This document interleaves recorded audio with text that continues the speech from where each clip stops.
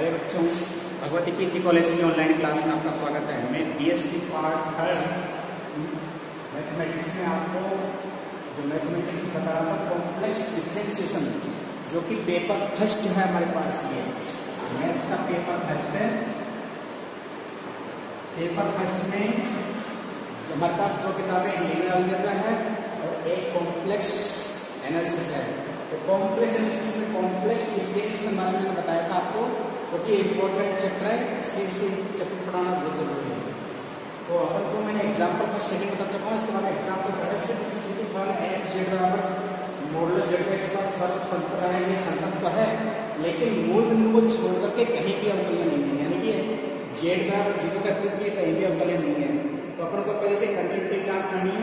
Continuity की जांच करनी है, यानी कि अब सांतत्य की जांच करना है। इसमें सांतत्य एफ जेड बराबर मॉडुलस जेड का स्क्वायर। जेड बराबर होता है हमारे पास जेड इक्वल होता है एक्स प्लस आयता वाई। तो मॉडुलस जेड का स्क्वायर करेंगे एक्स प्लस आयता वाई का मोड, इसका मोड लेंगे और इसका स्क्वायर कर देंगे। इसके स्क्वायर करेंगे हम, यानी कि x square plus y square का अंडर रूट। इसका स्क्वायर करेंगे x square plus y square, यानी कि दो धनात्मक दो संख्याओं के पदों का योग हमेशा धनात्मक होता है। तो ये जेड जो होगा संतत होगा, जो कि सर्वत्र संतत है। एफ जेड संतत फलन है। हमारे पास ये जो एफ जेड है सर्वत्र संतत फलन है। एफ जेड मॉडुलस जेड का स्क्वायर सर्वत्र संतत है। अब संतत की जांच हो चुकी है, अब अवकलनीय की जांच करेंगे हम। अवकलनीयता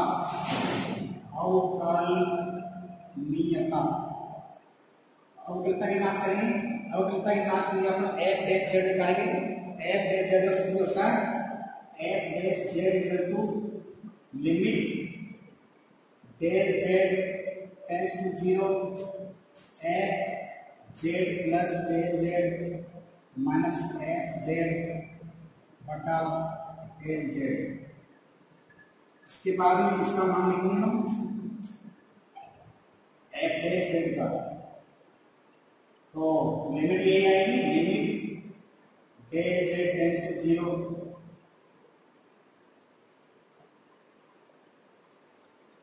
F z plus del Z.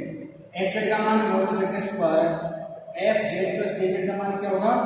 तो जेड प्लस डेल जेड का मॉडुलस का स्क्वायर माइनस एफ जेड का मान मॉडुलस जेड का स्क्वायर बटा डेल जेड। इसको हल करना आपको। इसको हल करने के लिए अपने को मॉडुलस जेड का सूत्र होता है हमारे पास मॉडुलस जेड का स्क्वायर। इसके स्क्वायर का सूत्र होता है जेड जेड मतलब जेड, यानी जेड जेड बार। इसके स्थान पर इसका सूत्र ये है ये। तो इसका मान क्या होगा? जेड प्लस डेल जेड का मान, यानी कि अब इसे लिखेंगे इसको हम limit del Z tends to 0 z plus del z, और यहाँ पे इसको बार लगा हुआ है तो बार लगाएंगे इसमें इसको जेड प्लस डेल जेड, इसके ऊपर बार माइनस इसका मान Z Z bar upon del Z. इसके बाद में दो इसका सूत्र लगाएंगे। जैसे मान लो Z plus Z one plus minus Z two, इसके ऊपर बार आता है जेड वन के ऊपर bar plus minus Z two के ऊपर बार, यानी कि दोनों का बार अलग अलग हो जाएगा। इसका मान होगा limit del Z tends to 0 z plus del z z का प्लस डेल जेड का माइनस जेड जेड का अपॉन डेल जेड। इसका गुणा करेंगे इस पदों पर, इस पदों पर दोनों पदों गुणा करेंगे, दोनों चार गुणा करने पर ये लिखा जाएगा limit del Z tends to 0 Z bar, Z को जेड बार से गुणा किया जेड बार प्लस जेड को जेड बार से गुणा किया जेड बार प्लस जेड को जेड बार से गुणा किया जेड बार प्लस जेड को जेड बार से गुणा किया Z bar minus Z bar upon Z. इससे कट गए, क्या आएगा limit del Z tends to 0 Z del Z bar plus Z bar del Z plus del Z bar upon del Z. इसके बाद में डेल का सब में भाग देंगे तो देखो क्या लिखेंगे इसको, limit del Z tends to 0, इसी लिखेंगे इसी क्या डेल जेड कट जाएगा तो ये लिखते हैं डेल जेड बार प्लस इसी लिखते हैं डेल जेड कट जाएगा तो जेड बार प्लस इसी लिखेंगे del Z bar upon del z, ये आएगा। अब यहाँ पे limit del Z tends to 0 है, तो बच्चों की limit del Z tends to 0 है तो del Z bar tends to 0 आ जाएगा, इसका मान 0 जाएगा, इसका मान 0 लिखते हैं।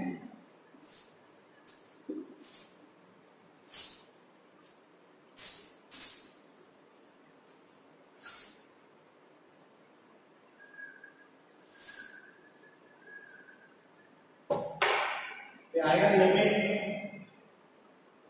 Del Z tends to 0 Z bar plus del Z bar upon del z, ये आएगा। इसका मान 0 हो गया, ये रह गया, ये रह गया। अब हमारे पास यहाँ पे दो स्थिति है, यानी कि जो जेड है एक्स एक्स के अनुदिश जेड मूल बिंदु के अग्रसर हो रहा है, शून्य की ओर अग्रसर हो रहा है। अब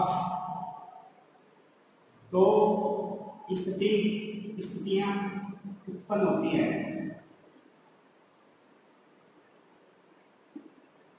केस फर्स्ट, जब डेल जेड एक्स अक्ष के अनुदिश शून्य की ओर अग्रसर हो, शून्य की और अग्रसर हो,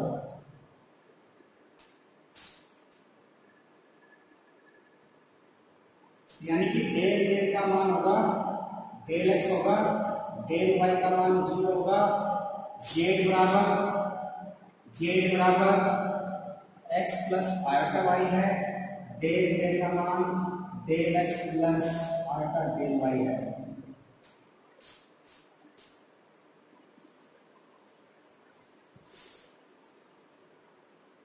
यहाँ पे इसको शून्य की ओर अग्रसर करवाएंगे तो इसका मान निकालेंगे, इसका बाकी मान इसको देंगे तो limit del Z tends to 0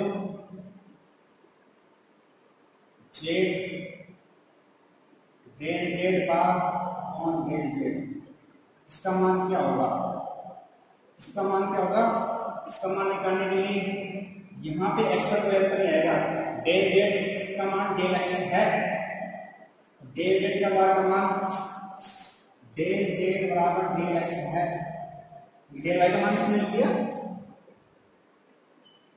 तो डेल जेड बार का मान वो डेल एक्स ही रहेगा, इसके ऊपर नो चेंज होगा, इसका मान जाएगा डेल के बार का मान डेल एक्स हो जाएगा, limit del x tends to 0 तो del x upon del x बना जाएगा।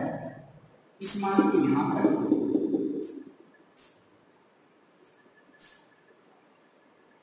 समीकरण 1 से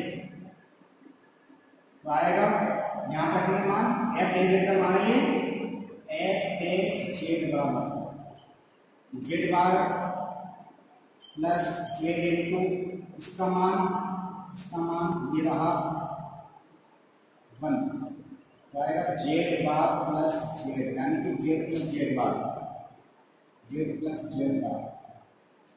इसके अलावा हमारे पास सेकंड स्थिति आती है, केस सेकंड, जब डेल जेड वाई अक्ष के अनुदिश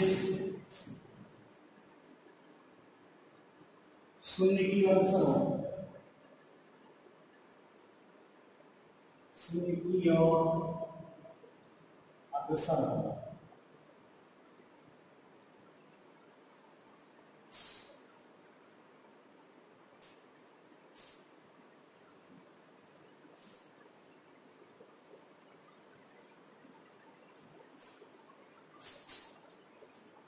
तो वाइस के लिए संकेत कैसे होता है, तो डेल जेड वाइस के लिए संकेत कैसे होता है, डेल जेड का मान आएगा आयटा डेल वाई आएगा, यहाँ रखने मान यहाँ पे, क्योंकि एक्स का मान 0 देंगे, डेल एक्स बराबर 0, डेल जेड बराबर 0 प्लस आयटा डेल वाई, यानी कि आयटा डेल वाई आएगा। और डेल जेड बार का मान इसको आयटा माइनस से चलेगा, तो माइनस आयटा आ जाएगा, माइनस आयटा डेल वाई। ये मान यहाँ पे रखते हैं, इसमें इसका मान निकालो, इसका limit del Z tends to 0 del Z bar upon del Z,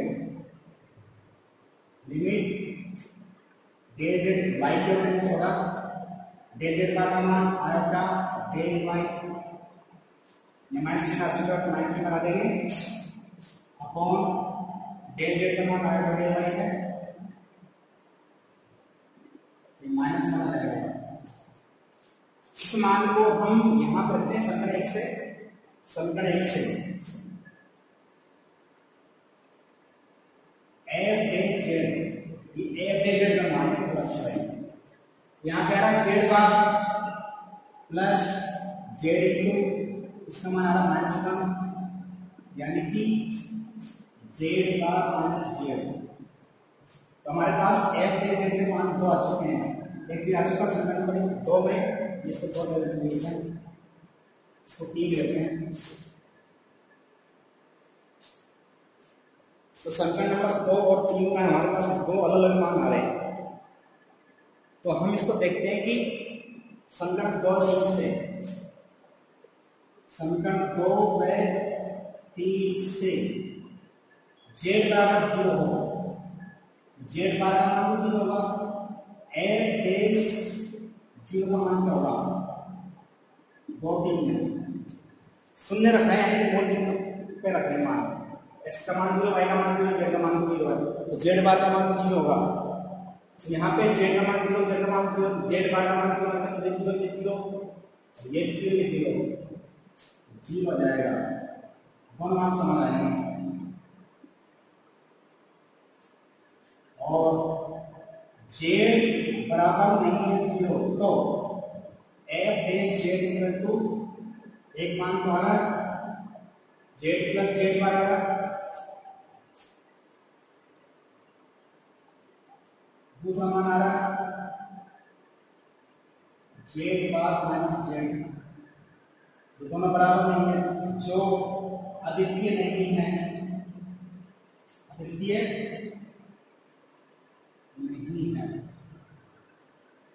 यानी कि अगर जेड बराबर 0 रखते हैं तभी एफ डेश जेड का मान समान आता है, तो जेड बराबर 0 के अतिरिक्त अगर और कोई मान के लिए दोनों मान बराबर नहीं आ रहे हैं, तो ये बात होती है, अर्थात दिया गया फलन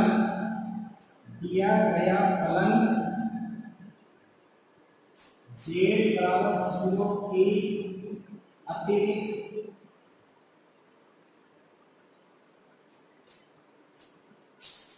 जेड बराबर 0 के अतिरिक्त कहीं भी है अवकलनीय नहीं है, कहीं भी अवकलनीय नहीं है,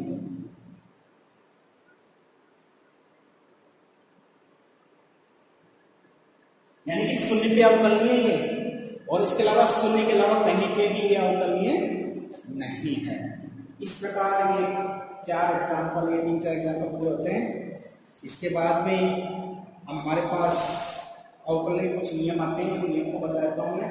हालांकि वो नियम वास्तविक संख्याओं के लिए भी सत्य है, वही नियम से काम आएंगे और उनमें दो चेंज होगा। एक बार में ज्यादा प्रयास नहीं है, तो तुम एक्स के रूप में छोटी क्लास में पढ़ सकते हो।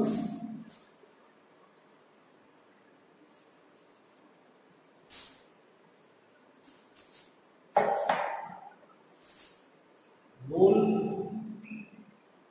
ऑफ डिफरेंशिएबिलिटी,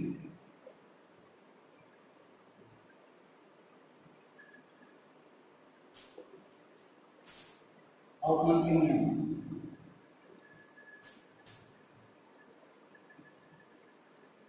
अवकलन के साधारण नियमों के आधार पर ये छोटे पहला विशेषता है डी बाई डी जेड, वहां पे एक साथ होता है, यहाँ पे जेड आ जाएगा, डी बाई डी एक्स यहाँ पे डी बाई डी जेड आएगा, f z plus minus g z जो आएगा ये d by D Z, F z plus minus d by D Z ji Z.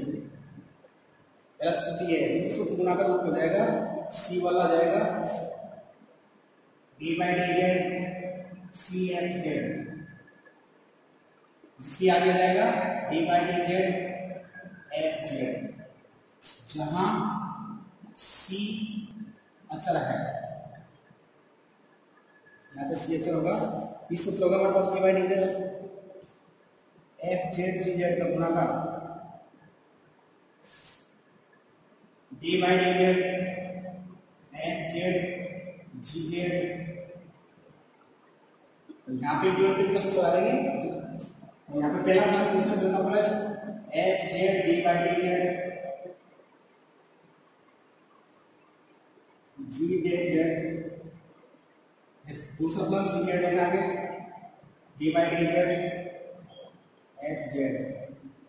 इसके सोचते हैं F dash Z F Z C dash Z plus G Z F dash Z. चौथा number का भागफल सूत्र हो D by D Z F Z upon G Z.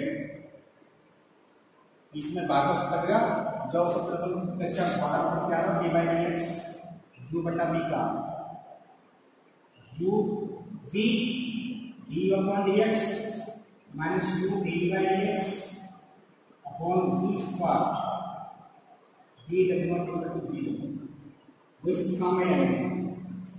तो यानी कि हर अंश का उलट माइनस अंश हर का उलट अपॉन हर का स्क्वायर, तो G Z D by D Z F Z minus F Z D by D Z ji Z upon G Z का square.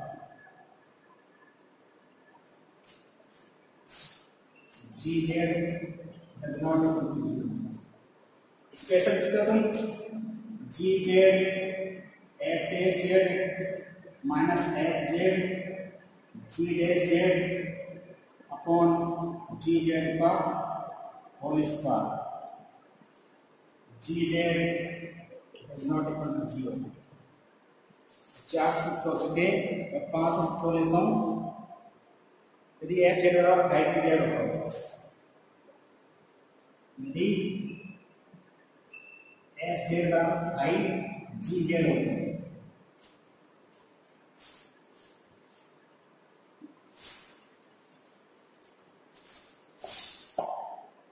D by D Z F Z बराबर high dash G Z F G Z dash, D by D Z F Z बराबर high dash G Z G dash Z.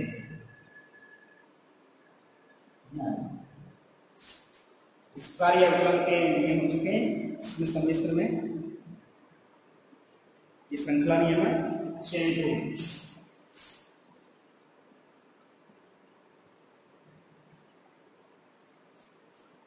इसके आगे हमारे पास ये सूत्रों को आप बच्चे बराबर कर चुके हो, इसके आधार पे वहां पे एक साथ था, यहाँ पे जेड को लेता नहीं है, इसलिए सूत्रों को ज्यादा दिमाग लगाने नहीं, वैसे और नहीं याद नहीं। तो इसके बाद नेक्स्ट पॉइंट है हमारे पास कोई भी प्लान होलोमार्क प्लान है या होलोमार्क है क्या या प्रिंसिपल प्लान है क्या।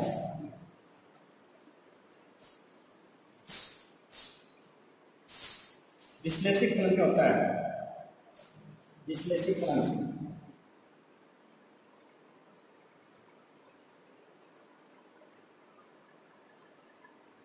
कोई भी फलन, यदि फलन एफ किसी बिंदु जेड को विश्लेषित में चलाता है, यदि एफ जेड जो कि कम से कम एक प्रतिवेश में प्रत्येक फलन में होगा।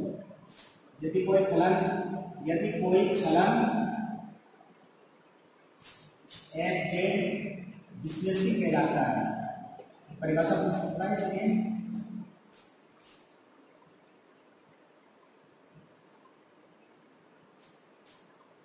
यदि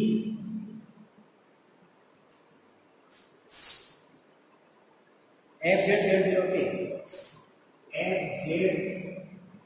जेड जीरो के कम से कम एक प्रतिवेश में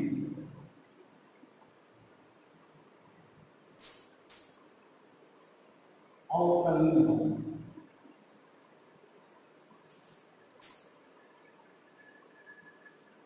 इसकी दूसरी परिभाषा भी है, एफ जेड किसी प्रांत को विश्लेषित में चलाता है, एफ जेड किसी प्रांत में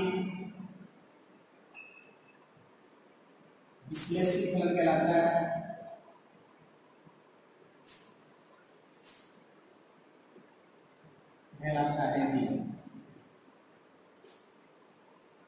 यदि वह प्रांत के प्रत्येक बिंदु पर अवकलनीय हो, वह प्रांत के प्रत्येक बिंदु पर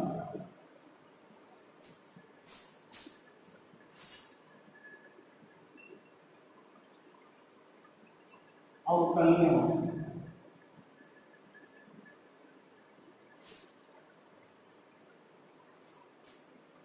इसकी तीसरी परिभाषा भी है, ऐसे दो परिभाषा है,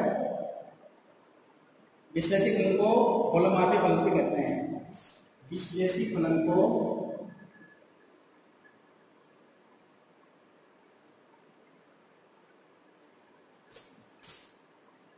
होलोमार्फिक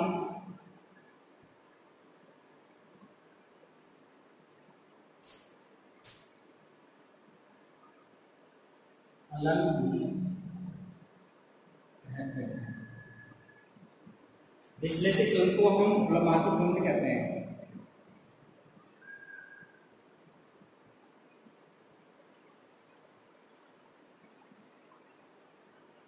इसके अलावा इसकी परिभाषा और एक और है, देख लेते हैं। यदि किसी बिंदु जेड जीरो पर यदि किसी बिंदु जेड जीरो पर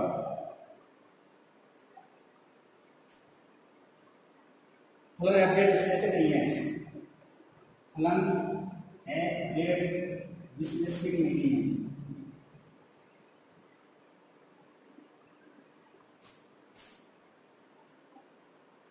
तो बिंदु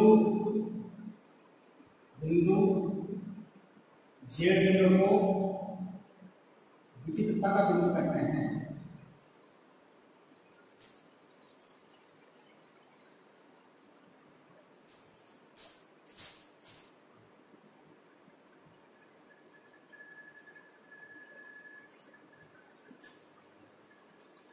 इसके बाद में और आगे पॉइंट है, आगे 4-5 एग्जाम्पल रखे हैं तो उनको भी बताया जाएगा, हालांकि वो पहले सवालों से हो चुके हैं।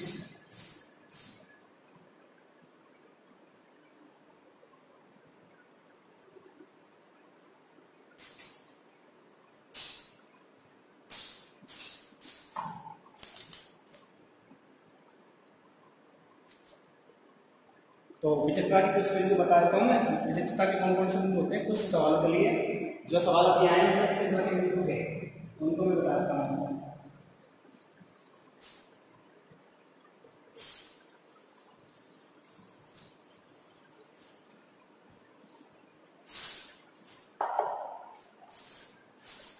फलन एफ जेड के लिए विचित्रता के बिंदु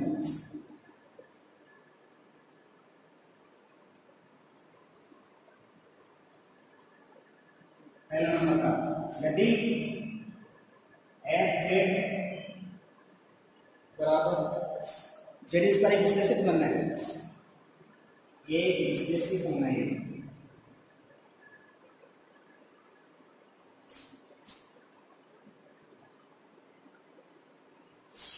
और मूल बिंदु के प्रत्येक बिंदु का अवकलनीय है। यह प्रत्येक बिंदु का अवकलनीय, प्रत्येक बिंदु का अवकलनीय है।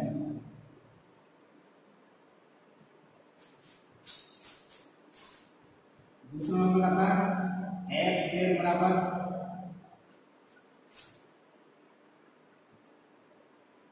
समिश्र बहुपद एक विश्लेषण होता है। प्रत्येक समिश्र बहुपद एक विश्लेषण होता है। प्रत्येक समिश्र बहुपद एक विश्लेषित होता है।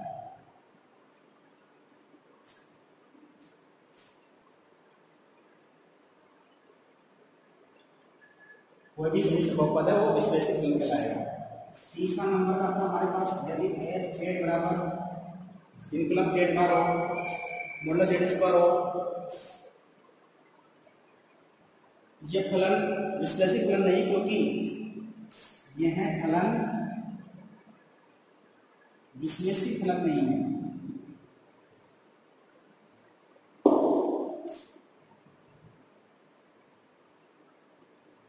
क्योंकि मूल बिंदु के अतिरिक्त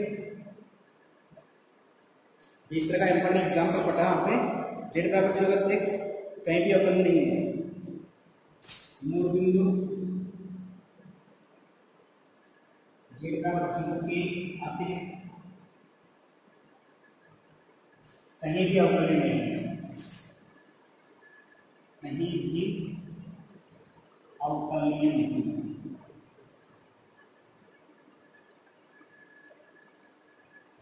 चौथा नंबर का आ रहा है एग्जाम्पल एफ जेड बराबर जेड बार। ये भी अपन पढ़ चुके हैं, इसमें भी जेड बराबर 0 एक विश्लेषित फलन नहीं है, क्योंकि यह मूल बिंदु का अवकलनीय नहीं है।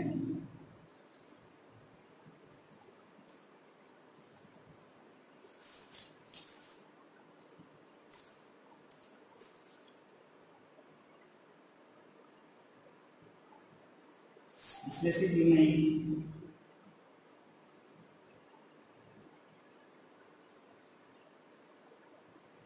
क्योंकि यह कहीं भी अवकलनीय नहीं है।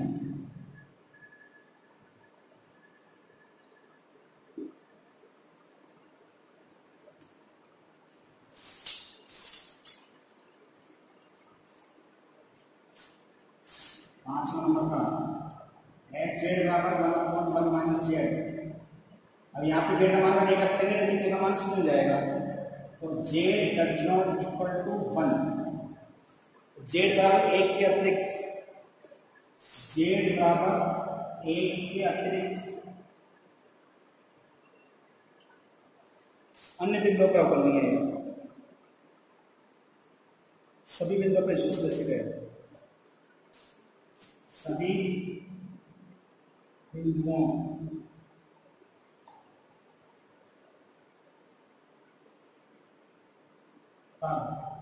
विश्लेषित है।